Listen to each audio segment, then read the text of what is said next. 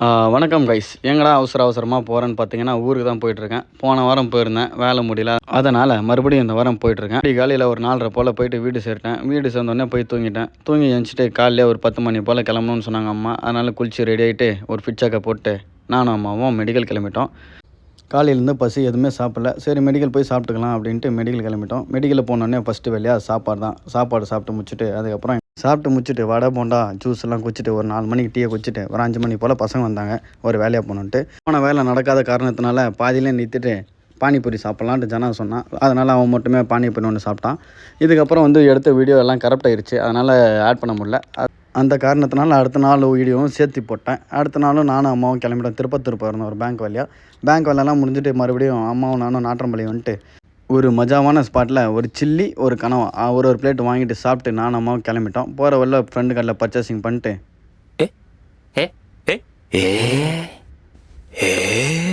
பர்த்டேக்கு வந்திருந்தோம். இவன் தான் பர்த்டே பாய்.